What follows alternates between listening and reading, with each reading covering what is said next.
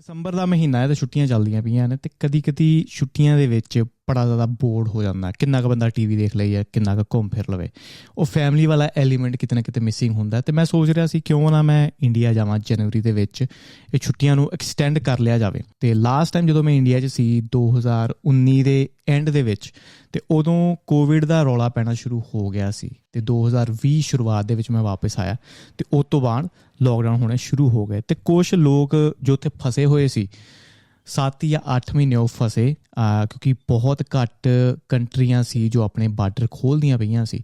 But ਜਦੋਂ ਰਾਹ ਸਿਟੀਜ਼ਨਾਂ ਵਾਸਤੇ ਜਾਂ ਰੈਜ਼ੀਡੈਂਟਾਂ ਵਾਸਤੇ ਖੁੱਲ੍ਹੇ ਵੀ, ਟਿਕਟਾਂ ਇੰਨੀਆਂ ਜ਼ਿਆਦੀਆਂ ਮਹਿੰਗੀਆਂ ਸੀ ਕਿ ਲੋਕਾਂ ਨੂੰ ਲੈਣੀਆਂ ਹੀ ਪਈਆਂ 8-8 ਹਜ਼ਾਰ ਦੀਆਂ, 9-9 ਹਜ਼ਾਰ ਦੀਆਂ, 10-10 ਹਜ਼ਾਰ ਦੀਆਂ ਇੱਕ ਵੇ ਦੀਆਂ ਟਿਕਟਾਂ। ਤੇ ਚਲੋ ਉਹ ਟਾਈਮ ਰਿਹਾ। ਤੇ ਹੁਣ ਵੀ ਜਦੋਂ ਪਲਾਨ ਆਪਾਂ ਕਰਦੇ ਪਏ ਹਾਂ, ਜਦੋਂ ਆਪਾਂ ਵਾਪਸ ਜਾਣਾ ਇੰਡੀਆ ਜਾਂ ਇੰਡੀਆ ਤੋਂ ਵਾਪਸ ਇੱਧਰ ਆਉਣਾ, ਟਿਕਟਾਂ ਇੰਨੀਆਂ ਸਸਤੀਆਂ ਨਹੀਂ। ਟਿਕਟਾਂ ਕਿਤੇ ਨਾ ਕਿਤੇ ਜੋ ਕੰਪਨੀਜ਼ ਨੇ, ਜੋ 3 ਸਾਲ ਉਹਨਾਂ ਨੇ ਜਹਾਜ਼ ਨਹੀਂ ਚਲਾਏ, ਉਹ ਲੋਕਾਂ ਦੇ ਵਿੱਚੋਂ ਆਪਣੀ ਕਮੀ ਜਾਂ ਆਪਣੇ ਲੋਸ ਪੂਰੇ ਕਰਦੀਆਂ ਪਈਆਂ ਨੇ। ਪ੍ਰੋਫਿਟ ਮਾਰਜਨ ਉਹਨਾਂ ਦਾ ਹੁਣ ਵੀ ਬਹੁਤ ਜ਼ਿਆਦਾ ਹੋਏਗਾ, ਕਿਉਂਕਿ ਇੰਨੀ ਮਹਿੰਗੀ ਟਿਕਟ ਪਹਿਲੋਂ ਕਦੇ ਨਹੀਂ ਸੀ। ਮੈਂ 2000 ਦੇ ਵਿੱਚ ਆਉਣ ਜਾਣ ਮੇਰਾ ਹੋ ਜਾਂਦਾ ਸੀ, ਪੀਕ ਟਾਈਮ ਦੇ ਵਿੱਚ ਵੀ, ਜਦੋਂ ਬਹੁਤ ਬਿਜ਼ੀ ਟਾਈਮ ਹੁੰਦਾ ਸੀ। ਅਤੇ ਹੁਣ ਜਨਵਰੀ ਦੀਆਂ ਟਿਕਟਾਂ 2 ਜਾਂ 3 ਹਜ਼ਾਰ ਇੱਕ ਵੇਵ ਹੈ, ਅਤੇ ਦੂਜੇ ਵੇ ਆਓ ਤਾਂ ਤੁਹਾਡਾ ਆਲਮੋਸਟ 5 ਜਾਂ 6 ਹਜ਼ਾਰ ਡਾਲਰ ਹੋ ਜਾਏਗਾ। ਇੰਨੀਆਂ ਮਹਿੰਗੀਆਂ ਟਿਕਟਾਂ ਨੇ। ਚਲੋ ਜਨਵਰੀ ਦਾ ਪਲੈਨਿੰਗ ਹੁੰਦੀ ਪਈ ਸੀ ਅਤੇ ਇੱਕ ਦੋਸਤ ਨਾਲ ਮੇਰੀ ਗੱਲ ਹੁੰਦੀ ਪਈ। ਉਹ ਕਹਿੰਦਾ ਹਜੇ ਫਿਲਹਾਲ ਤੁਸੀਂ ਦੇਖ ਲਓ, ਥੋੜ੍ਹੇ ਦਿਨ ਵੇਟ ਕਰ ਲਓ, ਮੈਨੂੰ ਨਹੀਂ ਲੱਗਦਾ ਸੇਫ ਇਸ ਟਾਈਮ ਇੰਡੀਆ ਦੇ ਵਿੱਚ ਜਾਣਾ। ਪਹਿਲੀ ਗੱਲ ਤਾਂ ਬੱਸ ਅੱਡਾ ਦੇਖਿਆ ਆਪਣੇ ਦਿੱਲੀ ਦਾ, ਠੀਕ ਹੈ, ਉਹ ਵੀਡੀਓ ਨਵੀਂ ਦੇਖੀ ਮੈਂ। ਬੱਸ ਅੱਡਾ ਨਹੀਂ, ਏਅਰਪੋਰਟ, ਕੋਈ ਮੈਨੇਜਮੈਂਟ ਨਹੀਂ ਉੱਥੇ। ਚਲੋ ਸੈਪਰੇਟ ਇਸ਼ੂ ਹੈ। ਬਟ ਮੇਰੇ ਦੋਸਤ ਦਾ ਇਹ ਕਹਿਣਾ ਕਿ ਹਜੇ ਨਾ ਜਾਇਓ, ਕਿਉਂਕਿ ਕੋਵਿਡ ਦਾ ਰੌਲਾ ਪੈਣਾ ਫਿਰ ਸ਼ੁਰੂ ਹੋ ਗਿਆ। ਹੋ ਸਕਦਾ ਲੋਕਡਾਊਨ ਵੀ ਕਿਤੇ ਨਾ ਕਿਤੇ ਦੁਬਾਰਾ ਆਉਣ। 3 ਸਾਲ ਬਾਅਦ ਜਿੱਥੇ ਇਹ ਚੀਜ਼ ਫਿਨਿਸ਼ ਹੋ ਜਾਣੀ ਚਾਹੀਦੀ ਸੀ, ਹਜੇ ਵੀ ਬਹੁਤ ਜ਼ਿਆਦਾ ਕੌਨਸਪੀਰੇਸੀਜ਼ ਨੇ ਬਾਹਰ ਕਿ ਇਹ ਚੀਜ਼ ਕਿਉਂ ਨਹੀਂ ਖਤਮ ਹੁੰਦੀ ਵੀ। ਪਹਿਲੀ ਗੱਲ ਤਾਂ ਚਾਈਨਾ ਤੋਂ ਕੇਸਿਸ ਆਏ, ਚਾਈਨਾ ਦੇ ਵਿੱਚ ਬਹੁਤ ਜ਼ਿਆਦਾ ਰੌਲਾ ਪਿਆ ਕਿ ਕੋਵਿਡ ਹੋ ਗਿਆ, ਜਿਹੜਾ ਦਾ ਨਵਾਂ ਵੇਰੀਐਂਟ ਆਇਆ ਬਹੁਤ ਜ਼ਿਆਦਾ ਇਨਫੈਕਸ਼ੀਅਸ ਹੈ, ਬੜਾ ਜ਼ਿਆਦਾ ਕੰਟੀਜੀਅਸ ਹੈ, ਇਹ ਤੋਂ ਬਚ ਕੇ ਰਹਿਣਾ ਪਏਗਾ। ਪਹਿਲੀ ਗੱਲ, ਜਦੋਂ ਚਾਈਨਾ ਨੂੰ ਮੈਂ ਦੇਖਦਾ ਨਾ, ਉਹਨਾਂ ਨੇ ਸ਼ੁਰੂ ਤੋਂ ਹੀ ਜ਼ੀਰੋ ਟੋਲਰੈਂਸ ਸੀ ਕੋਵਿਡ ਵਾਸਤੇ, ਕਿ ਉਹ ਕਹਿੰਦੇ ਕਿ ਜਿੰਨਾ ਚਿਰ ਅਸੀਂ ਜ਼ੀਰੋ ਕੋਵਿਡ ਨਹੀਂ ਕਰਦੇ ਅਸੀਂ ਲੋਕਡਾਊਨ ਨਹੀਂ ਖੁੱਲ੍ਹਣਾ। ਅਤੇ 2020 ਤੋਂ ਹੀ ਆਲਮੋਸਟ ਉਹਨਾਂ ਨੇ ਲੋਕਡਾਊਨ ਲਾਇਆ ਹੋਇਆ। ਲੋਕ ਇੰਨੇ ਜ਼ਿਆਦਾ ਤੰਗ ਹੋ ਗਏ ਸੀ ਕਿ ਕੁਛ ਹਫ਼ਤੇ ਪਹਿਲਾਂ ਉਹਨਾਂ ਨੇ ਪ੍ਰੋਟੈਸਟ ਸ਼ੁਰੂ ਕੀਤਾ, ਅਤੇ ਪ੍ਰੋਟੈਸਟ ਤੋਂ ਬਾਅਦ ਗੌਰਮੈਂਟ ਨੇ ਥੋੜ੍ਹੀਆਂ ਰਿਸਟ੍ਰਿਕਸ਼ਨਾਂ ਘੱਟ ਕੀਤੀਆਂ ਨੇ ਲੋਕਡਾਊਨ ਦੀਆਂ। ਅਤੇ ਲੋਕ ਕਹਿੰਦੇ ਸੀ ਕਿ ਸਾਨੂੰ ਮਰਨਾ ਕਬੂਲ ਹੈ, ਬਟ ਅਸੀਂ ਘਰਾਂ ਦੇ ਵਿੱਚ ਹੋਰ ਨਹੀਂ ਰਹਿ ਸਕਦੇ। 3 ਸਾਲ ਉਹਨਾਂ ਨੇ ਲੋਕਡਾਊਨ ਲਾ ਕੇ ਰੱਖਿਆ। ਅਤੇ ਮੈਂਟਲ ਹੈਲਥ ਉਹਨਾਂ ਦੀ ਬਹੁਤ ਜ਼ਿਆਦਾ ਖ਼ਰਾਬ ਹੋ ਰਹੀ ਸੀ, ਸੁਸਾਈਡ ਰੇਟ ਬਹੁਤ ਜ਼ਿਆਦਾ ਵੱਧ ਰਹੇ ਸੀ ਚਾਈਨਾ ਦੇ।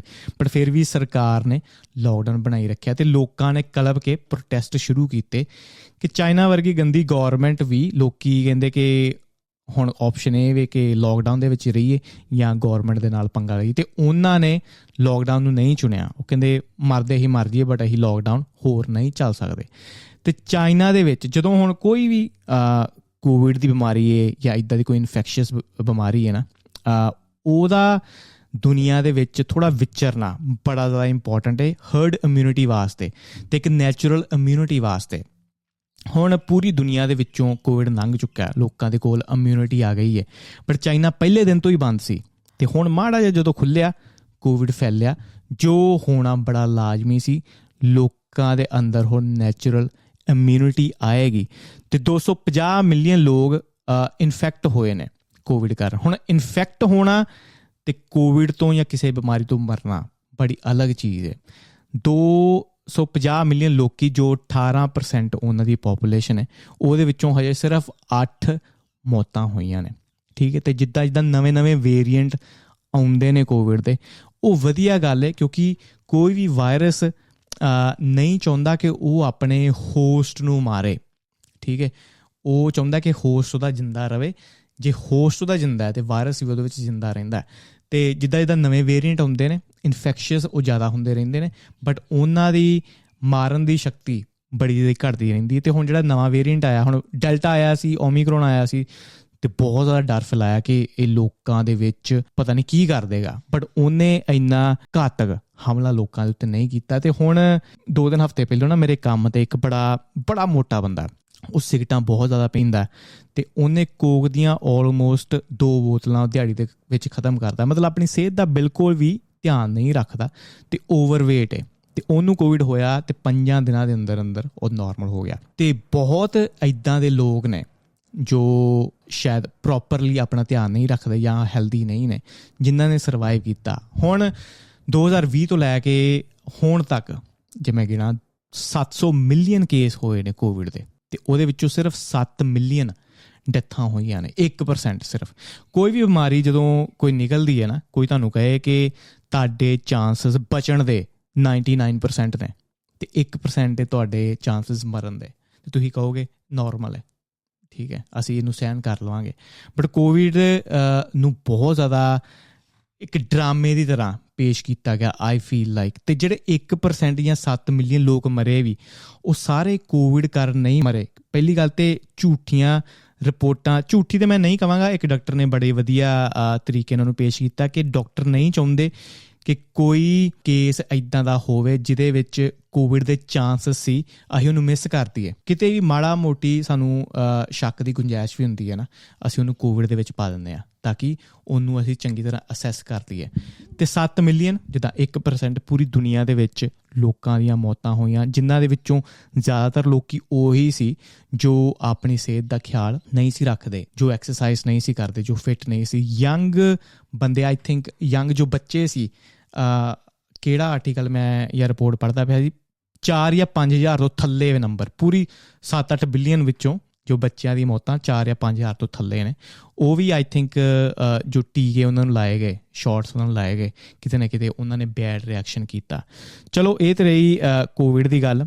ਬਟ ਮੈਂ ਹਮੇਸ਼ਾ ਇਹ ਫੀਲ ਕਰਦਾ ਵਾਂ ਕਿ ਕੌਨਸਪੀਰੇਸੀਆਂ ਜੋ ਹੁੰਦੀਆਂ ਨੇ, ਕਿਤੇ ਨਾ ਕਿਤੇ ਉਹਨਾਂ ਦੇ ਵਿੱਚ ਸੱਚਾਈ ਹੁੰਦੀ ਹੈ।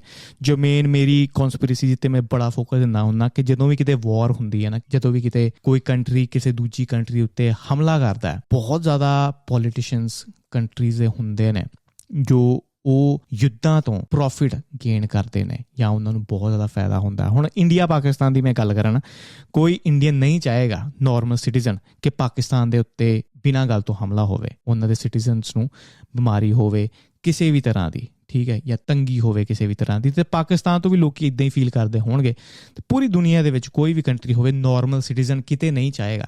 ਬਟ ਇਹ ਜੋ ਪੋਲੀਟੀਸ਼ੀਅਨਸ ਨੇ ਬਣਾਈਆਂ ਹੁੰਦੀਆਂ ਨੇ ਪੋਲਿਸੀਜ਼, ਕੰਪਨੀਜ਼ ਦੇ ਵਿੱਚ ਇਹਨਾਂ ਨੇ ਇਨਵੈਸਟ ਕੀਤਾ ਹੁੰਦਾ, ਵੋਰ 'ਤੇ ਜਾਣ ਨਾਲ ਉਹਨਾਂ ਨੂੰ ਬੜਾ ਫਾਇਦਾ ਹੁੰਦਾ। ਅਤੇ ਗਨ, ਬੰਦੂਕਾਂ, ਬੁਲੇਟਸ, ਗੋਲੀਆਂ, ਇਹਨਾਂ ਦੀ ਕਦੇ ਵੀ ਐਡਵਰਟੀਜ਼ਮੈਂਟ ਨਹੀਂ ਹੁੰਦੀ, ਕਦੇ ਵੀ ਮਸ਼ਹੂਰੀ ਤੁਸੀਂ ਨਹੀਂ ਦੇਖੋਗੇ। ਉਹ ਕੀ ਕਰਦੇ ਨੇ, ਕਿਤੇ ਨਾ ਕਿਤੇ ਹਮਲਾ ਸ਼ੁਰੂ ਕਰ ਦਿੰਦੇ ਨੇ।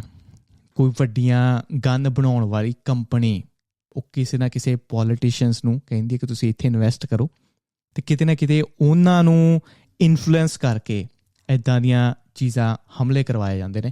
ਅਮਰੀਕਾ ਦੇ ਵਿੱਚ ਬਹੁਤ ਪੋਲੀਟੀਸ਼ੀਅਨਸ ਨੇ, ਬਹੁਤ ਇੱਦਾਂ ਦੇ ਕੰਸਪੀਰੇਸੀ ਵਾਲੇ ਪੋਡਕਾਸਟ ਬਾਹਰ ਨੇ ਜੋ ਕਿਤੇ ਨਾ ਕਿਤੇ ਦਿਖਾਉਂਦੇ ਨੇ ਕਿ ਕਿੱਦਾਂ ਅਮਰੀਕਾ ਦੇ ਪੋਲੀਟੀਸ਼ੀਅਨਸ ਕਾਰਪੋਰੇਸ਼ਨਸ ਦੇ ਵਿੱਚ ਫਸੇ ਹੋਏ ਨੇ, ਤਾਈਓ ਅਮਰੀਕਾ ਇੰਨੇ ਜ਼ਿਆਦਾ ਯੁੱਧ ਕਰਵਾਉਂਦਾ ਹੈ ਜਾਂ ਵਾਰ 'ਤੇ ਜਾਂਦਾ। ਅਤੇ ਇੱਦਾਂ ਹੀ ਆਈ ਫੀਲ ਲਾਈਕ ਜਦੋਂ ਵੈਕਸੀਨਸ ਦੀ ਗੱਲ ਹੁੰਦੀ ਹੈ, ਜਦੋਂ ਕੋਵਿਡ ਦੀ ਗੱਲ ਹੁੰਦੀ ਹੈ, ਟੀਕਿਆਂ ਦੀ ਗੱਲ ਹੁੰਦੀ ਹੈ, ਬਹੁਤ ਜ਼ਿਆਦਾ ਪੋਲੀਟੀਸ਼ੀਅਨਸ ਇੱਦਾਂ ਦੇ ਨੇ ਜੋ ਕਿਤੇ ਨਾ ਕਿਤੇ ਇਨਵੈਸਟ ਕਰਦੇ ਨੇ ਉੱਦਾਂ ਦੀ ਕੰਪਨੀਜ਼ ਦੇ ਵਿੱਚ। ਹੁਣ 3 ਕੰਟਰੀਆਂ ਨੇ, ਇੰਗਲੈਂਡ ਹੋ ਗਿਆ, ਕੈਨੇਡਾ ਹੋ ਗਿਆ ਅਤੇ ਆਸਟ੍ਰੇਲੀਆ ਹੋ ਗਿਆ। ਇਹਨਾਂ ਤਿੰਨਾਂ ਬਾਰੇ ਮੈਂ ਕੱਲ੍ਹ ਨਾ ਸੁਣਦਾ ਪਿਆ ਸੀ। ਇੱਕ ਜੌਨ ਕੈਂਪਬੈਲ ਨਾਮ ਦਾ ਡਾਕਟਰ ਹੈ ਅਤੇ ਉਹ ਥੋੜ੍ਹੇ ਜਿਹੇ ਡਾਟਾ ਰਿਵੀਲ ਕਰਦਾ, ਕਹਿੰਦਾ ਕਿ ਮੋਡਰਨਾ 2 ਕੰਪਨੀਆਂ ਨੇ, ਫਾਈਜ਼ਰ ਹੋ ਗਿਆ ਜਾਂ ਮੋਡਰਨਾ ਹੋ ਗਿਆ, ਜਿਨ੍ਹਾਂ ਦੀਆਂ ਵੈਕਸੀਨਸ 2020 ਤੋਂ ਬਾਅਦ ਲਾਂਚ ਹੋਣੀਆਂ ਸ਼ੁਰੂ ਹੋ ਗਈਆਂ। ਅਤੇ ਇਹ 2 ਮੇਨ ਕੰਪਨੀਆਂ ਸੀ ਜਿਨ੍ਹਾਂ ਨੇ ਆਪਣੀ ਵੈਕਸੀਨ ਲਾਂਚ ਕੀਤੀ। ਕਹਿੰਦਾ ਮੋਡਰਨਾ ਦੀ ਫੈਕਟਰੀ ਹੁਣ UK ਦੇ ਵਿੱਚ ਬਣਦੀ ਪਈ ਹੈ, ਬਹੁਤ ਤਗੜੀ, ਅਤੇ ਸਾਲ ਦੇ ਵਿੱਚ ਉਹ 250 ਮਿਲੀਅਨ ਡੋਜ਼ਸ ਪ੍ਰੋਡਿਊਸ ਕਰਨਗੇ। ਕਹਿੰਦਾ ਇਹ ਕੰਪਨੀ ਨੇ ਕੰਟਰੈਕਟ ਕੀਤਾ ਹੋਇਆ UK ਦੀ ਗੌਰਮੈਂਟ ਦੇ ਨਾਲ ਅਗਲੇ 10 ਸਾਲ ਦਾ, ਕਿ ਤੁਹਾਨੂੰ ਕੋਵਿਡ ਦੀਆਂ ਜਿਹੜੇ ਡੋਜ਼ਸ ਨੇ ਅਸੀਂ ਪ੍ਰੋਵਾਈਡ ਕਰਾਂਗੇ। ਅਤੇ ਜਦੋਂ ਕੰਟਰੈਕਟ ਹੋ ਜਾਏ ਨਾ, ਅਤੇ UK ਨੂੰ ਬਾਏ ਕਰਨੇ ਹੀ ਪੈਣਗੇ 10 ਸਾਲ ਤੱਕ। ਹੁਣ ਅਗਰ ਆਪਾਂ ਕਹਿੰਦੇ ਹਾਂ ਕਿ ਕੋਵਿਡ ਨੂੰ ਆਪਾਂ ਨੱਥ ਪਾ ਲਈ ਹੈ, ਫਿਰ ਅਗਲੇ 10 ਸਾਲ ਦਾ ਕੰਟਰੈਕਟ, ਉਹਦਾ ਕੀ ਫਾਇਦਾ, ਮਤਲਬ ਕੀ ਕਰਨਗੇ ਉਹ ਡੋਜ਼ਸ ਦਾ, ਠੀਕ ਹੈ, ਪੁਆਇੰਟ ਨੰਬਰ 1। ਫਿਰ ਜਿਹੜਾ ਰਿਸ਼ੀ ਸੁਨਕ ਹੈ ਨਾ, ਪ੍ਰਾਈਮ ਮਿਨਿਸਟਰ ਬਣਨ ਤੋਂ ਪਹਿਲਾਂ ਉਹਦੇ ਮੈਂ ਨਾ ਕੁਛ ਕਨਸਪੀਰੇਸੀ ਸੁਣਦਾ ਪਿਆ ਸੀ, ਕਿਉਂਕਿ ਉਹ ਬਹੁਤ ਅਮੀਰ ਹੈ, ਠੀਕ ਹੈ, ਉਹਦੀਆਂ ਕੰਪਨੀਜ਼ ਬਹੁਤ ਜ਼ਿਆਦਾ ਨੇ ਅਤੇ ਆਈ ਥਿੰਕ ਮੋਨਾਰਕੀ ਨਾਲੋਂ ਕੁਈਨ ਤੋਂ ਵੀ ਜ਼ਿਆਦਾ ਉਹ ਅਮੀਰ ਹੈ, ਅਤੇ ਉਹ ਤੋਂ ਪਹਿਲਾਂ ਉਹ ਫਾਈਨਾਂਸ ਮਿਨਿਸਟਰ ਹੋਇਆ ਕਰਦਾ ਸੀ। ਉਹਦੀ ਕੰਪਨੀ ਨੇ ਆਈ ਥਿੰਕ ਮੋਡਰਨਾ ਦੇ ਵਿੱਚ 2020 ਦੇ ਵਿੱਚ $500 ਮਿਲੀਅਨ ਇਨਵੈਸਟ ਕੀਤੇ, ਠੀਕ ਹੈ, ਅਤੇ ਉਹਨੇ 2020 ਦੇ ਵਿੱਚ ਕਿਹਾ ਕਿ ਮੈਂ ਆਪਣੇ ਜੋ ਪ੍ਰੋਫਿਟਸ ਨੇ ਡਿਸਕਲੋਜ਼ ਨਹੀਂ ਕਰਾਂਗਾ। ਚਲੋ ਇਹ ਤਾਂ ਰਹੀ UK ਦੀ ਗੱਲ। ਫਿਰ ਕੈਨੇਡਾ ਦੇ ਵਿੱਚ ਵੀ ਮੌਂਟਰੀਆਲ ਦੇ ਵਿੱਚ ਮੋਡਰਨਾ ਦੀ ਇੱਕ ਬੜੀ ਤਗੜੀ ਫੈਕਟਰੀ ਲੱਗਦੀ ਪਈ ਹੈ, ਅਤੇ 2000 ਆਈ ਥਿੰਕ 24-25 ਦੇ ਵਿੱਚ ਉਹਦੀ ਜੋ ਬਿਲਡਿੰਗ ਹੈ ਖ਼ਤਮ ਹੋਏਗੀ, ਅਤੇ ਉਹਦਾ ਕੌਂਟਰੈਕਟ ਕੈਨੇਡਾ ਦੇ ਨਾਲ 7 ਸਾਲ ਦਾ, ਕਿ 7 ਸਾਲ ਤੱਕ ਅਸੀਂ ਤੁਹਾਨੂੰ ਟੀਕੇ ਪ੍ਰੋਵਾਈਡ ਕਰਾਂਗੇ ਕੋਵਿਡ ਦੇ, ਅਤੇ ਉਹ ਵੀ 100 ਮਿਲੀਅਨ ਡੋਜ਼ਿਸ ਆਈ ਥਿੰਕ ਬਣਾਉਣਗੇ। ਅਤੇ ਆਸਟ੍ਰੇਲੀਆ ਦੇ ਵਿੱਚ ਵੀ 100 ਮਿਲੀਅਨ ਦਾ ਕੌਂਟਰੈਕਟ ਹੈ। ਅਤੇ ਇਹ ਤਿੰਨਾਂ ਅਗਰ ਕੰਟਰੀਜ਼ ਨੂੰ ਤੁਸੀਂ ਦੇਖੋ, ਆਸਟ੍ਰੇਲੀਆ ਹੋ ਗਿਆ, ਕੈਨੇਡਾ ਹੋ ਗਿਆ ਅਤੇ UK ਹੋ ਗਿਆ, ਇਹਨਾਂ ਨੇ ਬਹੁਤ ਜ਼ਿਆਦਾ ਸਟ੍ਰਿਕਟ ਕੀਤਾ ਸੀ ਕੋਵਿਡ ਦੇ ਟਾਈਮ, ਕਿ ਲੋਕਾਂ ਨੂੰ ਬੜੇ ਧੱਕੇ ਨਾਲ ਸ਼ਾਟ ਲਗਵਾਏ ਸੀ। ਜਸਟਿਨ ਟਰੂਡੋ ਹੋ ਗਿਆ, ਕਿਤੇ ਨਾ ਕਿਤੇ ਉਹ ਵੀ ਇਹਨਾਂ ਕੰਪਨੀਆਂ ਦੇ ਵਿੱਚ ਇਨਵੈਸਟ ਕਰਦਾ ਹੋਏਗਾ ਮੇ ਬੀ, ਬਟ ਜਦੋਂ ਇੱਦਾਂ ਦੀਆਂ ਚੀਜ਼ਾਂ ਦਾ ਪਤਾ ਲੱਗਦਾ ਹੈ ਅਤੇ ਤੁਸੀਂ ਬੈਕ ਟਰੈਕ ਕਰਦੇ ਹੋ 2020 ਤੱਕ ਕਿ ਕਿੱਦਾਂ ਧੱਕੇ ਦੇ ਨਾਲ ਹਰੇਕ ਬੰਦੇ ਨੂੰ ਟੀਕੇ ਲਾਏ ਗਏ, ਅਤੇ ਇੱਕ ਰੈੱਡ ਫਲੈਗ ਹੁੰਦਾ। 2020-21 ਦੇ ਵਿੱਚ ਨਾ ਮੈਂ ਇਹੀ ਐਪੀਸੋਡ ਕੀਤਾ ਸੀ ਨਾ ਕਿ ਟੀਕੇ ਲਵਾਉਣੇ ਚਾਹੀਦੇ ਨੇ ਜਾਂ ਨਹੀਂ ਲਵਾਉਣੇ ਚਾਹੀਦੇ, ਅਤੇ ਬੜੇ ਲੋਕਾਂ ਦੇ ਜੋ ਮੈਨੂੰ ਸੁਣਦੇ ਹੁੰਦੇ ਸੀ ਨਾ ਉਸ ਟਾਈਮ, ਉਹਨਾਂ ਨੇ ਬਹੁਤ ਜ਼ਿਆਦਾ ਮੇਰੇ ਵਿਰੁੱਧ ਬੋਲਿਆ ਨਾ ਕਿ ਤੈਨੂੰ ਇੱਦਾਂ ਨਹੀਂ ਬੋਲਣਾ ਚਾਹੀਦਾ, ਲੋਕੀ ਪਹਿਲਾਂ ਹੀ ਬੜੇ ਡਰੇ ਹੋਏ ਨੇ, ਅਤੇ ਜੋ ਗੌਰਮੈਂਟ ਕਹਿੰਦੀ ਹੈ ਉਹਨੂੰ ਸੁਣਨਾ ਚਾਹੀਦਾ ਅਤੇ ਟੀਕੇ ਲਵਾਉਣੇ ਚਾਹੀਦੇ ਨੇ। ਬਟ ਹੁਣ ਪ੍ਰੂਵ ਹੋ ਚੁੱਕਾ ਕਿ ਟੀਕੇ ਕੰਮ ਨਹੀਂ ਕਰਦੇ। ਟੀਕੇ ਲਾਉਣ ਤੋਂ ਬਾਅਦ ਵੀ, ਵੈਕਸੀਨ ਲਾਉਣ ਤੋਂ ਬਾਅਦ ਵੀ ਕੋਵਿਡ ਉੱਦਾਂ ਹੀ ਫੈਲਿਆ, ਠੀਕ ਹੈ। ਅਤੇ ਹੁਣ ਹਜੇ ਸਾਈਡ ਇਫੈਕਟ ਆਪਾਂ ਨੂੰ ਟੀਕਿਆਂ ਦੇ ਨਹੀਂ ਪਤਾ। ਅਤੇ ਹੁਣ ਜਦੋਂ ਇੰਡੀਆ ਦੀ ਮੈਂ ਗੱਲ ਕਰਦਾ ਵਾਂ ਕਿ ਇੰਡੀਆ ਦੇ ਵਿੱਚ ਕੋਵਿਡ ਦੇ ਕੁਛ ਕੇਸਿਸ ਆਉਣੇ ਸ਼ੁਰੂ ਹੋ ਗਏ ਨੇ, ਅਤੇ ਜ਼ੀ ਨਿਊਜ਼ ਮੈਂ ਦੇਖਦਾ ਪਿਆ ਸੀ YouTube ਦੇ ਉੱਤੇ, ਅਤੇ ਉਹਨਾਂ ਨੇ ਕਿਹਾ ਕਿ ਉਹ ਭਾਰਤ ਟੈਕ ਜਾਂ ਬਾਇਓਟੈਕ ਕੋਈ ਇੰਡੀਆ ਦੀ ਹੀ ਕੰਪਨੀ ਹੈ, ਉਹਨਾਂ ਨੇ ਨੱਕ 'ਚ ਲਾਉਣ ਵਾਲੀਆਂ ਦਵਾਈਆਂ, ਠੀਕ ਹੈ, ਟੀਕੇ ਨਹੀਂ, ਉਹਨਾਂ ਨੇ ਨੱਕ 'ਚ ਸਿੱਧੀ ਪੈਂਦੀ ਹੈ, ਬੂਸਟਰ ਸ਼ਾਟ ਲਾਂਚ ਕਰ ਦਿੱਤੇ ਨੇ। ਅਤੇ ਹੁਣ ਥੋੜ੍ਹਾ ਦਿਮਾਗ ਨਾਲ ਸੋਚਿਓ ਕਿ ਉਹ ਦਵਾਈ ਸਿਰਫ ਪ੍ਰਾਈਵੇਟ ਹਸਪਤਾਲਾਂ ਦੇ ਵਿੱਚ ਅਵੇਲੇਬਲ ਹੈ, ਸਰਕਾਰੀ ਨਹੀਂ, ਪ੍ਰਾਈਵੇਟ ਹਸਪਤਾਲਾਂ ਦੇ ਵਿੱਚ। ਹੁਣ ਡਰ ਪਹਿਲੋਂ ਫੈਲਾਇਆ ਜਾਏਗਾ, ਜੋ ਹੋਣਾ ਆਈ ਫੀਲ ਲਾਈਕ ਸ਼ੁਰੂ ਹੋ ਚੁੱਕਾ। ਇੰਡੀਆ ਦੇ ਵਿੱਚ ਕੁਝ ਕੇਸਿਸ, ਹੁਣ ਇੰਡੀਆ ਜਾਂਦਿਆਂ ਸਾਰ ਹੀ ਤੁਹਾਡਾ PCR ਟੈਸਟ ਹੁੰਦਾ, ਤੁਹਾਨੂੰ ਟੈਸਟ ਕਰਾਉਣਾ ਹੀ ਪਏਗਾ। ਅਤੇ ਇੱਥੇ ਵੀ ਮੈਨੂੰ ਲੱਗਦਾ ਕਿ ਸ਼ਾਇਦ ਨਿਊਜ਼ੀਲੈਂਡ ਥੋੜ੍ਹਾ ਜਿਹਾ ਇਮਿਊਨ ਹੋ ਚੁੱਕਾ ਇੰਨੇ ਚਿਰ ਤੋਂ ਬਾਅਦ, ਜਿਹੜੇ ਲੋਕਡਾਊਨ ਹੋਏ ਨੇ। ਇਮਿਊਨ ਇਨ ਦਾ ਸੈਂਸ ਕਿ ਦਿਮਾਗ ਦੇ ਵਿੱਚ, ਖੋਪੜੀ ਦੇ ਵਿੱਚ ਸਾਡੇ ਚੀਜ਼ਾਂ ਪੈ ਗਈਆਂ ਨੇ ਕਿ ਸ਼ਾਇਦ ਬਹੁਤ ਚੀਜ਼ਾਂ ਕੰਸਪੀਰੇਸੀ ਹੀ ਸੀ।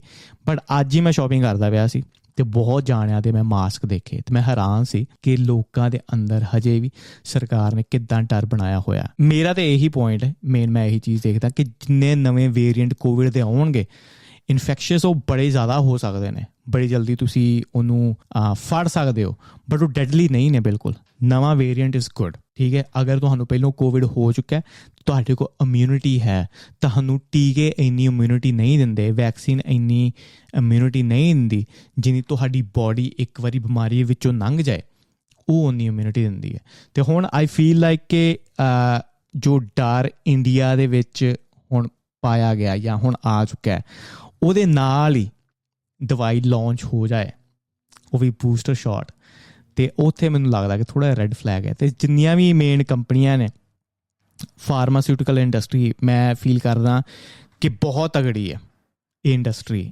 2001 ਦੇ ਵਿੱਚ ਇਹ 400 ਬਿਲੀਅਨ ਦੀ ਇੰਡਸਟਰੀ ਸੀ, 400 ਅਰਬ ਕਹਿੰਦੇ ਨੇ ਬਿਲੀਅਨ ਨੂੰ ਆਈ ਫੀਲ ਲਾਈਕ, ਅਤੇ 2021 ਦੇ ਵਿੱਚ 20 ਸਾਲਾਂ ਦੇ ਅੰਦਰ 400 ਤੋਂ ਇਹ 1400 ਬਿਲੀਅਨ ਦੀ ਇੰਡਸਟਰੀ ਬਣੀ, 1.4 ਖਰਬ ਦੀ ਇੰਡਸਟਰੀ ਬਣੀ।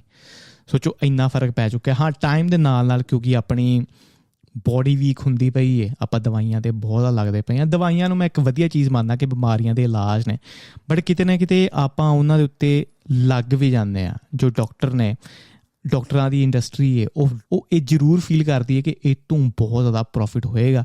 ਕਾਰਪੋਰੇਸ਼ਨਸ ਕਿਤੇ ਨਾ ਕਿਤੇ ਡਾਕਟਰਾਂ ਨੂੰ ਵੀ ਆਪਣੇ ਨਾਲ ਮਿਲਾ ਕੇ ਰੱਖਦੇ ਨੇ। ਫਿਜ਼ੀਕਲੀ ਤਾਂ ਆਪਾਂ ਵੀਕ ਹੁੰਦੇ ਹੀ ਪਏ ਹਾਂ, ਮੈਂਟਲੀ ਵੀ ਮੈਂ ਫੀਲ ਕਰਦਾ ਵਾਂ। ਮੈਂ ਪਰਸਨਲੀ ਫੀਲ ਕੀਤਾ ਕਿ ਮੈਂਟਲੀ ਮੈਂ ਬਹੁਤ ਵੀਕ ਹੋਇਆ 2020 ਤੋਂ ਬਾਅਦ। 2020 ਤੋਂ ਪਹਿਲਾਂ ਮੇਰਾ ਔਰਾ ਜਾਂ ਮੇਰੀ ਕਿਸੇ ਚੀਜ਼ ਨੂੰ ਸਹਿਣ ਦੀ ਸ਼ਕਤੀ ਉਹ ਵੱਖਰੀ ਸੀ। ਬਟ 2020 ਤੋਂ ਬਾਅਦ ਮੈਂ ਸਕਰੀਨਾਂ ਦਾ ਬਹੁਤ ਜ਼ਿਆਦਾ ਅਡਿਕਟਿਡ ਹੋ ਗਿਆ ਵਾਂ। ਮੇਰੇ ਕੋਲ ਆਈਪੈਡ ਹੈ, ਆਈਪੈਡ 'ਤੇ ਨਹੀਂ ਤੇ ਮੈਂ ਲੈਪਟਾਪ 'ਤੇ ਬੈਠਾ ਹੁੰਦਾ, ਲੈਪਟਾਪ 'ਤੇ ਨਹੀਂ ਤੇ ਮੈਂ ਆਪਣੇ ਫ਼ੋਨ 'ਤੇ ਬੈਠਾ ਹੁੰਦਾ।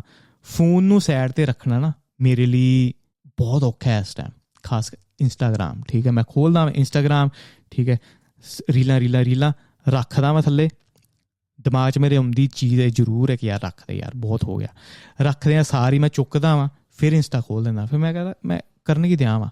ਠੀਕ ਹੈ, ਉਹ ਚੀਜ਼ ਹੁਣ ਡੋਪਾਮੀਨ ਇੰਨਾ ਜ਼ਿਆਦਾ ਆਪਾਂ ਆਪਣੇ ਆਪ ਦੇ ਵਿੱਚ ਸ਼ੂਟ ਕਰਦੇ ਪਏ ਹਾਂ ਕਿ ਆਪਾਂ ਹਮੇਸ਼ਾ ਹੈਪੀ ਹਾਂ, ਹਮੇਸ਼ਾ ਹੈਪੀ ਹਾਂ। ਜਦੋਂ ਫੋਨ ਫੜਦੇ ਹਾਂ, ਆਈਪੈਡ ਫੜਦੇ ਹਾਂ, ਕੰਪਿਊਟਰ ਫੜਦੇ ਹੋ, ਟੀ ਵੀ ਚਲਾਉਂਦੇ ਹੋ, ਡੋਪਾਮੀਨ ਦਾ ਸ਼ਾਟ ਜਾਂਦਾ।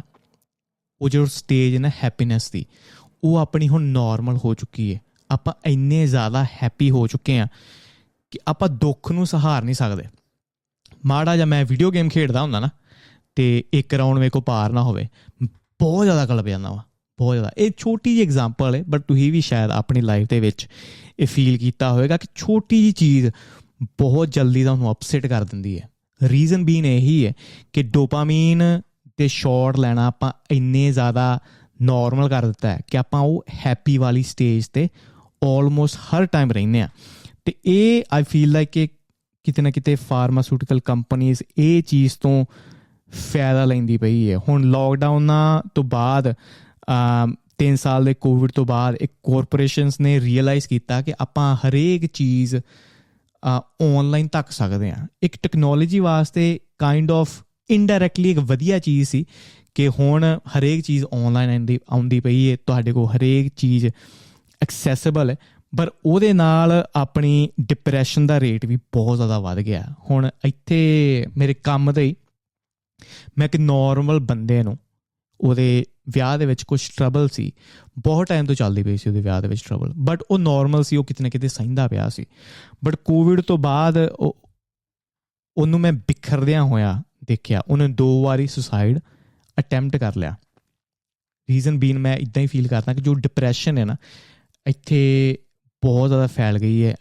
ਆਈ ਥਿੰਕ ਹੋਰ ਵੀ ਕੁਛ ਮੇਰੇ ਦੋਸਤ ਨੇ, ਜਦੋਂ ਉਹਨਾਂ ਨਾਲ ਗੱਲ ਹੁੰਦੀ ਦੂਜੀਆਂ ਕੰਟਰੀਆਂ ਦੇ ਵਿੱਚ, ਉਹ ਇੱਦਾਂ ਜ਼ਰੂਰ ਫੀਲ ਕਰਦੇ ਨੇ ਕਿ ਡਿਪਰੈਸ਼ਨ ਜਾਂ ਸੈਡਨੈਸ। ਹੁਣ ਸੈਡ ਨਹੀਂ ਕੋਈ ਕਹਿੰਦਾ, ਕੋਈ ਵੀ ਕਦੀ ਵੀ ਤੁਸੀਂ ਸੁਣੋਗੇ ਕਿ ਇਹ ਨਹੀਂ ਲੋਕੀ ਕਹਿਣਗੇ ਕਿ ਅਸੀਂ ਸੈਡ ਆ। ਠੀਕ ਹੈ, ਜਾਂ ਤਾਂ ਹੈਪੀ ਆ ਜਾਂ ਮੈਂ ਸਿੱਧਾ ਡਿਪਰੈਸ ਹਾਂ। ਸੈਡ ਵਿੱਚੋਂ ਨਿਕਲ ਚੁੱਕਾ, ਹੁਣ ਸਿੱਧਾ ਡਿਪਰੈਸ਼ਨ 'ਤੇ ਹੀ ਗੱਲ ਹੁੰਦੀ ਹੈ। ਅਤੇ ਹੁਣ ਡਿਪਰੈਸ਼ਨ ਦੇ ਨਾਲ ਇੱਥੇ ਥੈਰੇਪੀਆਂ ਦੇਣੀਆਂ ਔਨਲਾਈਨ ਸਰਕਾਰ ਨੇ ਲਾਂਚ ਕਰਤੀ ਹੈ ਲਾਈਨ ਕਿ ਜਦੋਂ ਵੀ ਤੁਸੀਂ ਡਿਪਰੈਸ ਫੀਲ ਕਰਦੇ ਹੋ ਸਾਨੂੰ ਕਾਲ ਦੇਵੋ, ਡਾਕਟਰ ਹੋਏਗਾ ਅਵੇਲੇਬਲ, ਥੈਰੇਪੀਆਂ 'ਤੇ ਜਾਓ। ਜੋ ਚੀਜ਼ ਮੈਂ ਕਦੇ ਪਹਿਲਾਂ ਸੁਣੀ ਵੀ ਨਹੀਂ ਸੀ ਹੁੰਦੀ, ਪ੍ਰੋਬਲੀ 10 ਸਾਲ ਪਹਿਲਾਂ, ਇੱਥੇ ਨੋਰਮਲ ਹੈ। ਲੋਕ ਕਾਲ ਕਰਦੇ ਨੇ ਡਾਕਟਰਾਂ ਨੂੰ ਕਿ ਮੈਂ ਫੀਲ ਕਰਦਾ ਪਿਆ ਵਾਂ ਬੜਾ ਲੋ, ਬਹੁਤ ਜ਼ਿਆਦਾ ਡਿਪਰੈਸ ਫੀਲ ਕਰਦਾ ਪਿਆ ਵਾਂ। ਹੁਣ ਮੈਂ ਡਾਕਟਰ ਨਾਲ ਫਿਲਹਾਲ ਤਾਂ ਨਹੀਂ ਗੱਲ ਕੀਤੀ, ਪਰ ਆਈ ਡੂ ਫੀਲ ਲਾਈਕ ਕਿ 2020 ਤੋਂ ਬਾਅਦ ਉਹ ਡਿਪਰੈਸ਼ਨ ਦਾ ਰੇਟ, ਕਿਉਂਕਿ ਸਕਰੀਨਾਂ ਨਾਲ ਤੁਸੀਂ ਘਿਰੇ ਹੋਏ ਹੋ, ਡਿਪਰੈਸ਼ਨ ਬੜੀ ਜਲਦੀ ਆਉਂਦੀ ਹੈ। ਅਤੇ ਚਲੋ ਇਹ ਤਾਂ ਰਹੀ ਆਪਣੀ ਹਿਊਮਨਸ ਦੇ ਉੱਤੇ ਜੋ ਚੀਜ਼ਾਂ ਹੋਈਆਂ, ਬਟ ਉੱਦਾਂ ਵੀ ਤੁਸੀਂ ਇਨਫਲੇਸ਼ਨ ਦੇਖੋ, ਰਿਸੈਸ਼ਨ ਦੇਖੋ, ਪ੍ਰਾਈਸਿਸ ਕਿੰਨੇ ਹਰ ਚੀਜ਼ ਦੇ ਹਾਈ ਹੋ ਚੁੱਕੇ ਨੇ। ਇੰਡੀਆ ਦੇ ਵਿੱਚ ਬਹੁਤ ਜ਼ਿਆਦਾ ਮਹਿੰਗਾਈ ਹੈ, ਜਿਨ੍ਹਾਂ ਨਾਲ ਵੀ ਮੈਂ ਗੱਲ ਕਰਦਾ ਮੈਂ ਕਿ ਕੋਈ ਚੀਜ਼ ਅਫੋਰਡ ਨਹੀਂ ਹੁੰਦੀ। ਇੱਥੇ ਨਿਊਜ਼ੀਲੈਂਡ ਦੇ ਵਿੱਚ ਕੰਟੇਨਰ ਆਉਂਦੇ ਸੀ, ਬਟ ਹੁਣ ਕੰਟੇਨਰ ਦਾ ਇੱਥੇ ਆਉਣਾ, ਉਹਦੇ ਪ੍ਰਾਈਸਿਸ ਬੜੇ ਵੱਧ ਗਏ ਨੇ, ਫਰੇਟ ਦੇ ਪ੍ਰਾਈਸਿਸ ਬੜੇ ਵੱਧ ਗਏ ਨੇ, ਅਤੇ ਕੁਛ ਕੰਟੇਨਰ ਦੇ ਅਫੋਰਡ ਇੱਥੇ ਆਉਣਾ ਮੰਗਦੇ ਹੀ ਨਹੀਂ, ਕਰਦੇ ਹੀ ਨਹੀਂ। ਉਹ ਆਸਟ੍ਰੇਲੀਆ ਆਉਂਦੇ ਨੇ, ਆਸਟ੍ਰੇਲੀਆ ਤੋਂ ਵਾਪਸ ਕਹਿੰਦੇ ਨਿਊਜ਼ੀਲੈਂਡ ਸਾਨੂੰ ਬਹੁਤ ਦੂਰ ਪੈਂਦਾ। ਅਤੇ ਇੱਥੇ ਬਹੁਤ ਚੀਜ਼ਾਂ ਦੀ ਸ਼ਾਰਟ ਸਪਲਾਈ ਹੋ ਚੁੱਕੀ ਹੈ। ਬੜੀਆਂ ਦੁਕਾਨਾਂ ਪ੍ਰਾਈਸਿਸ ਬਹੁਤ ਜ਼ਿਆਦਾ ਹਾਈ ਕਰਕੇ ਪੇਸ਼ ਕਰਦੀਆਂ ਕਿਉਂਕਿ ਲੋਕਾਂ ਕੋਲ ਆਪਸ਼ਨ ਹੀ ਨਹੀਂ ਹੈ। ਅਤੇ ਇਹ ਕੋਵਿਡ ਦਾ ਇੰਪੈਕਟ ਹੋਇਆ 3 ਸਾਲ ਦੇ ਅੰਦਰ ਅਤੇ ਫਿਰ ਲੋਕਾਂ ਦਾ ਡਰਨਾ ਜਾਂ ਗੌਰਮੈਂਟ ਦਾ ਡਰਾਉਣਾ ਲੋਕਾਂ ਨੂੰ, ਆਈ ਡੋਂਟ ਫੀਲ ਕਿ ਉਹ ਵਧੀਆ ਚੀਜ਼ ਹੈ। ਅਤੇ ਮੈਨੂੰ ਜਦੋਂ ਕੋਵਿਡ ਆਇਆ ਸੀ ਤਾਂ ਮੈਂ ਹਮੇਸ਼ਾ ਇਹ ਫੀਲ ਕੀਤਾ ਕਿ ਚਲੋ ਇੱਕ benefit of the doubt C government ਨੂੰ, ਕਿ ਕਿਸੇ ਨੂੰ ਨਹੀਂ ਸੀ ਪਤਾ ਕਿ ਇਹ ਚੀਜ਼ ਨੂੰ ਕਿੱਦਾਂ ਹੈਂਡਲ ਕਰਨਾ। ਫਿਰ ਸਾਲ ਹੋਇਆ, 2 ਸਾਲ ਹੋਇਆ, 3 ਸਾਲ ਹੋਏ, ਗੌਰਮੈਂਟ ਨੂੰ ਪਤਾ ਲੱਗ ਚੁੱਕਾ ਸੀ ਕਿ ਇਹਨੂੰ ਕਿੱਦਾਂ ਹੈਂਡਲ ਕਰਨਾ, ਬਟ ਲੋਕਾਂ ਦੀ ਉਹ ਸਟੇਜ ਬਣ ਚੁੱਕੀ ਸੀ ਡਰ ਦੀ ਕਿ ਲੋਕਾਂ ਨੂੰ ਕੰਟਰੋਲ ਕਰਨਾ ਬੜਾ ਈਜ਼ੀ ਹੋ ਗਿਆ ਸੀ। ਜਿੱਦਾਂ ਲੋਕਾਂ ਨੂੰ ਤੁਸੀਂ ਡਰਾਓਗੇ, ਉਹਨਾਂ ਨੂੰ ਚੀਜ਼ਾਂ ਮਨਾਉਣਾ ਬੜਾ ਸੌਖਾ ਹੋ ਜਾਂਦਾ। ਅਤੇ ਇੱਦਾਂ ਮੈਂ ਫੀਲ ਕੀਤਾ, ਅਤੇ ਮੈਂ ਹੁਣ ਵੀ ਇਹ ਫੀਲ ਕਰਦਾ ਕਿ ਗੌਰਮੈਂਟ ਦਾ ਹੁਣ ਮੇਨ ਏਜੰਡਾ, ਜੋ ਗੌਰਮੈਂਟ ਦੇ ਵਿੱਚ ਕਰਪਟ ਅਫੀਸ਼ੀਅਲ ਬੈਠੇ ਹੋਏ ਨੇ, ਉਹਨਾਂ ਦਾ ਮੇਨ ਟਾਰਗੇਟ ਹੈ ਪ੍ਰੋਫਿਟ। ਅਗਰ ਉਹਨਾਂ ਨੇ ਕਿਸੇ ਚੀਜ਼ਾਂ ਦੇ ਵਿੱਚ ਇਨਵੈਸਟ ਕੀਤਾ ਹੋਇਆ ਤੇ ਉਹ ਲੋਕਾਂ ਨੂੰ ਡਰਾ ਰਹੇ ਨੇ, ਕਿਤੇ ਨਾ ਕਿਤੇ ਪ੍ਰੋਫਿਟ ਕਮਾ ਰਹੇ ਨੇ। ਤੇ ਮੈਂ ਕਿਸੇ ਵੀ ਗੌਰਮੈਂਟ ਨੂੰ ਟਰਸਟ ਨਹੀਂ ਕਰਦਾ, ਭਾਵੇਂ ਉਹ ਇੰਡੀਆ ਦੀ ਹੋਵੇ, ਭਾਵੇਂ ਉਹ ਨਿਊਜ਼ੀਲੈਂਡ ਦੀ ਹੋਵੇ, ਆਸਟ੍ਰੇਲੀਆ ਦੀ, ਖਾਸ ਕਰ ਵੈਸਟ ਦੀਆਂ ਜੋ ਕੰਟਰੀਜ਼ ਨੇ, ਉਹਨਾਂ ਦੀ ਗੌਰਮੈਂਟ ਬਹੁਤ ਕੰਪਨੀਆਂ ਦੇ ਨਾਲ ਫਸੀ ਹੋਈ ਹੈ। ਅਤੇ ਨਿਊਜ਼ੀਲੈਂਡ ਦੇ ਵਿੱਚ ਇਹ ਮੈਂ ਜ਼ਰੂਰ ਫੀਲ ਕੀਤਾ ਕਿ ਜਦੋਂ ਸਾਰੀ ਦੁਨੀਆ ਲੋਕਡਾਊਨਾਂ ਦੇ ਵਿੱਚੋਂ ਬਾਹਰ ਨਿਕਲਦੀ ਪਈ ਸੀ, ਨਿਊਜ਼ੀਲੈਂਡ ਨੇ ਲੋਕਡਾਊਨ ਸ਼ੁਰੂ ਕਰ ਦਿੱਤੇ। ਜਦੋਂ ਸਾਰੀਆਂ ਕੰਟਰੀਆਂ ਨੇ ਸਿੱਖ ਲਿਆ ਸੀ ਕਿ ਕੋਵਿਡ ਨੂੰ ਕਿੱਦਾਂ ਕੰਟਰੋਲ ਨਹੀਂ ਕਰਨਾ, ਨਿਊਜ਼ੀਲੈਂਡ ਨੇ ਉਹ ਚੀਜ਼ਾਂ ਕਰਨੀਆਂ ਸ਼ੁਰੂ ਕਰ ਦਿੱਤੀਆਂ ਸੀ ਜਿੱਤੋਂ ਸਾਨੂੰ ਸਿੱਖਣਾ ਚਾਹੀਦਾ ਸੀ। ਉਹ ਚੀਜ਼ਾਂ ਤੋਂ ਨਿਊਜ਼ੀਲੈਂਡ ਨੇ ਨਹੀਂ ਸਿੱਖਿਆ। ਅਤੇ ਇਸ ਵਾਰ ਜੋ ਰੌਲਾ ਪੈ ਰਿਹਾ ਕੋਵਿਡ ਦਾ, ਮੈਂ ਇਹੀ ਫੀਲ ਕਰਦਾ ਵਾਂ ਕਿ ਚਾਂਸਸ ਇਹੀ ਨੇ ਕਿ ਹੁਣ ਦਵਾਈਆਂ ਸੈੱਲ ਕਰਨ ਦਾ ਟਾਈਮ ਆ ਚੁੱਕਾ ਗੌਰਮੈਂਟ ਦਾ। ਇਹ ਹੁਣ ਦਵਾਈਆਂ ਨੂੰ ਫਿਰ ਧੱਕਣਗੇ, ਲੋਕਾਂ ਨੂੰ ਫੋਰਸ ਕਰਨਗੇ ਕਿ ਦਵਾਈਆਂ ਲੈਣ, ਅਤੇ ਬਹੁਤ ਜ਼ਿਆਦਾ ਪ੍ਰੋਫਿਟ ਜੋ ਕਰਪਟ ਬਿਊਰੋਕਰੈਟਸ ਨੇ ਗੌਰਮੈਂਟ ਦੇ ਵਿੱਚ, ਉਹ ਆਪਣੇ ਪ੍ਰੋਫਿਟ ਹੁਣ ਮਾਰਜਨ ਬਹੁਤ ਜ਼ਿਆਦਾ ਵਧਾਉਣਗੇ। ਅਤੇ ਇਸ ਵਾਰ ਮੈਂ ਡਰਿਆ ਹੋਇਆ ਵਾਂ, ਕੋਵਿਡ ਤੋਂ ਨਹੀਂ ਡਰਿਆ ਹੋਇਆ, ਇਸ ਵਾਰ ਮੈਂ ਡਰਿਆ ਹੋਇਆ ਵਾਂ ਕਿ ਨੈਕਸਟ ਚੀਜ਼ ਕੀ ਆਉਣ ਵਾਲੀ ਹੈ, ਕਿਹੜੀ ਚੀਜ਼ ਆਪਣੇ ਉੱਤੇ ਇਹ ਧਕੇਲਣਗੇ। ਠੀਕ ਹੈ, ਜਦੋਂ 9/11 ਹੋਇਆ ਸੀ ਨਾ, ਉਦੋਂ ਆਈ ਥਿੰਕ US ਨੇ ਪਾਸ ਕੀਤਾ ਸੀ ਕੋਈ, ਉਹਦਾ ਐਕਟ ਦਾ ਨਾਮ ਭੁੱਲ ਗਿਆ, ਪੈਟਰੀਅਟ ਐਕਟ। ਉਦੋਂ ਉਹਨਾਂ ਦਾ ਏਜੰਡਾ ਸੀ ਕਿ ਕਿਸੇ ਵੀ ਬੰਦੇ ਦੇ ਫੋਨ, ਕਿਸੇ ਵੀ ਬੰਦੇ ਦੀਆਂ ਈਮੇਲਸ ਅਸੀਂ ਦੇਖ ਸਕਦੇ ਹਾਂ ਉਹਨਾਂ ਨੂੰ ਬਿਨਾਂ ਦੱਸੇ ਹੋਏ। ਉਹ ਤੋਂ ਪਹਿਲਾਂ ਅਲਾਊਡ ਨਹੀਂ ਸੀ, ਬਟ 9/11 ਤੋਂ ਬਾਅਦ ਗੌਰਮੈਂਟ ਆਪਣੇ ਫੋਨ ਦੇ ਵਿੱਚ ਪਈ ਹੋਈ ਕੋਈ ਵੀ ਚੀਜ਼ ਦੇਖ ਸਕਦੇ ਨੇ। ਹੁਣ ਆਪਣੇ ਕੋਲ ਪ੍ਰਾਈਵੇਸੀ ਨਹੀਂ ਬਚੀ। ਭਾਵੇਂ ਆਪਾਂ ਕਹਿੰਦੇ ਹਾਂ ਨਾ ਮੇਰੇ ਕੋਲ ਐਪਲ ਦਾ ਫੋਨ ਹੈ ਕਿ ਐਪਲ ਇੱਦਾਂ ਨਹੀਂ ਕਰਦਾ, ਸੈਮਸੰਗ ਦਾ ਫੋਨ ਹੈ, ਸੈਮਸੰਗ ਇੱਦਾਂ ਨਹੀਂ ਕਰਦਾ, ਬਟ ਗੌਰਮੈਂਟ ਜਦੋਂ ਵੀ ਚਾਹਵੇ ਆਪਣੇ ਡਿਵਾਈਸਿਸ ਦੇ ਅੰਦਰ ਦੇਖ ਸਕਦੀ ਹੈ। ਹੁਣ TV ਰਿਮੋਟ ਦੇ ਉੱਤੇ ਉਹ ਆ ਗਿਆ ਨਾ, ਤੁਸੀਂ ਬੋਲ ਕੇ ਆਪਣਾ TV ਚਲਾਓਗੇ, ਉਹ ਮਾਈਕ ਤੁਹਾਡੇ ਵਾਸਤੇ ਨਹੀਂ, ਉਹ ਮਾਈਕ ਗੌਰਮੈਂਟ ਵਾਸਤੇ। ਉਹਦੇ ਵਿੱਚ ਮਾਈਕ ਜੋ ਲੱਗਿਆ ਹੋਇਆ ਤਾਂ ਕਿ ਗੌਰਮੈਂਟ ਤੁਹਾਨੂੰ ਹਰ ਟਾਈਮ ਸੁਣ ਸਕੇ। ਜੇ ਤੁਹਾਡੇ ਕੋਲ ਫੋਨ ਨਹੀਂ ਹੈ, ਐਟਲੀਸਟ TV 'ਤੇ ਹੋਏਗਾ। ਹਰੇਕ ਆਈਟਮ ਦੇ ਵਿੱਚ ਹੁਣ ਲਗਭਗ ਮਾਈਕ ਆਉਣ ਲੱਗ ਪਏ ਨੇ, ਹਰੇਕ ਆਈਟਮ ਦੇ ਵਿੱਚ ਲਗਭਗ ਹੁਣ ਕੈਮਰੇ ਆਉਣ ਲੱਗ ਪਏ ਨੇ।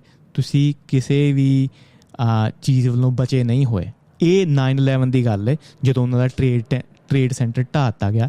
ਉਹ 2001 ਦੀ ਪਲੈਨਿੰਗ ਮੈਂ ਕਹਿ ਲਵਾਂ। ਹੁਣ 20 ਸਾਲ ਅੰਦਰ ਆ ਚੁੱਕੇ ਹਾਂ ਆਪਾਂ, ਅਤੇ ਹੁਣ ਗੌਰਮੈਂਟ ਕਿੱਦਾਂ ਦੀ ਪੋਲਿਸੀਜ਼ ਬਣਾਉਂਦੀ ਹੋਏਗੀ। ਹੁਣ ਲੋਕਾਂ ਕੋਲ ਇੰਨੀ ਇਨਫੋਰਮੇਸ਼ਨ ਕਿ ਲੋਕ ਬੋਦਰ ਨਹੀਂ ਕਰਦੇ ਕਿ ਹੁਣ ਜੋ ਗੌਰਮੈਂਟ ਕਰਦੀ ਹੈ ਕਰੀ ਜਾਵੇ। ਠੀਕ ਆ, ਆਪਾਂ ਵਿਲਿੰਗਲੀ ਆਪਣੇ ਜੋ ਫੇਸਿਸ ਨੇ, ਫੋਨਾਂ ਦੇ ਅੰਦਰ ਕੈਮਰੇ ਲੱਗੇ ਹੋਏ ਨੇ, ਫਰੰਟ ਕੈਮਰਾ, ਆਪਾਂ ਵਿਲਿੰਗਲੀ ਆਪਾਂ ਆਪਣੇ ਫੇਸ ਗਿਵ ਅਪ ਕਰ ਚੁੱਕੇ ਹਾਂ। ਠੀਕ ਹੈ, ਹੁਣ ਕੱਲ੍ਹ ਨੂੰ ਕੋਈ ਚੀਜ਼ ਕਰਦਾ ਵੀ ਹੈ, ਆਪਾਂ ਪ੍ਰਾਈਵੇਸੀ ਨਹੀਂ ਰੱਖ ਸਕਦੇ। ਗੌਰਮੈਂਟ ਨੂੰ ਜਾਂ ਇਹ ਕੰਪਨੀਜ਼ ਨੂੰ, ਕਾਰਪੋਰੇਸ਼ਨਸ ਨੂੰ ਪਤਾ ਹੈ ਕਿ ਆਪਾਂ ਕਿੱਥੇ ਹਾਂ, ਕੀ ਕਰਦੇ ਪਏ ਹਾਂ, ਕਿਉਂ ਕਰਦੇ ਪਏ ਹਾਂ।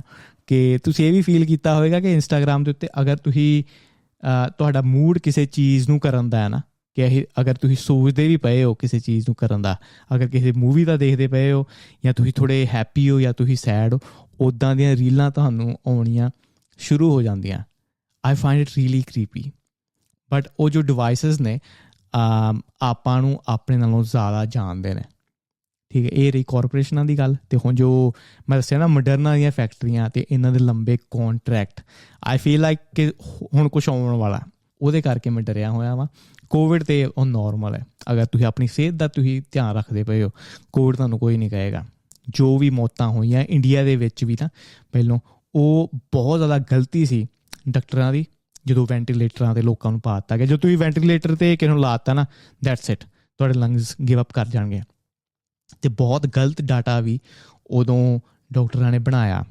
ਕੋਈ ਉਹਨਾਂ ਦਾ ਮੋਟਿਵ ਹੋਏਗਾ, ਕੋਈ ਕਿਸੇ ਤਰ੍ਹਾਂ ਦਾ ਬੈਨੀਫਿਟ ਉਹਨਾਂ ਨੂੰ ਮਿਲਦਾ ਹੋਏਗਾ, ਆਈ ਡੋਂਟ ਨੋ।